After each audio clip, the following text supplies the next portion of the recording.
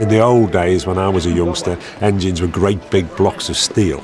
Today, they're very, very small units, all aluminium, very light, producing 4 or 5 times the horsepower that those old engines produced.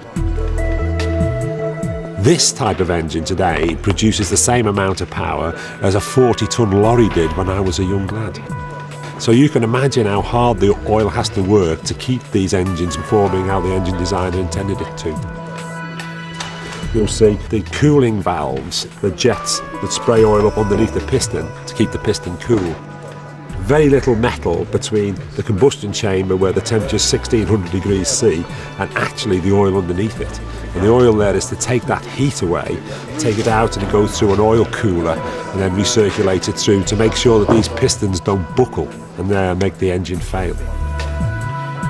And so it gives us the opportunity now to try and educate people of the real importance of engine cleanliness in terms of how the oil works, takes those particles away, stops them forming on the walls, and then takes them harmlessly away at the next oil change.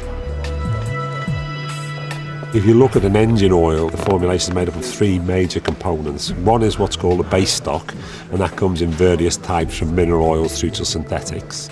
And then you have an additive package, depending on the performance level required, is what we call heavier, so there's more additives in a higher performance oil than there is in a low performance oil. And then on top of that is what's called a VI improver, and that gives you the viscosity, so it keeps your viscosity constant, and those 3 things make a formulation. Now, it depends on the art of the formulator, the same way as it depends on the art of the chef, what the oil tastes like to the engine. Like great chefs make a nice meal for people who appreciate it, but a great formulator makes a great engine oil the engine will appreciate. In Helix, we work closely producing our own base stocks, and we make our own formulations rather than just buy them in. It allows our own chefs, if you like, to be able to make the oil that we require to do the job that we want it to do. We visit the car manufacturers on a regular basis to see where they're going in the future. Researchers go and talk to the engine designers, engine builders, to find out where their problems are and what we might be able to do to help them. Because it's not about what they're doing today. For us in research, it's about what they're doing tomorrow.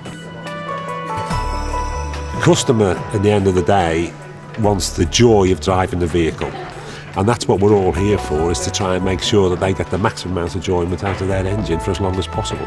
And that's why we take great pride in developing the Helix formulations we do.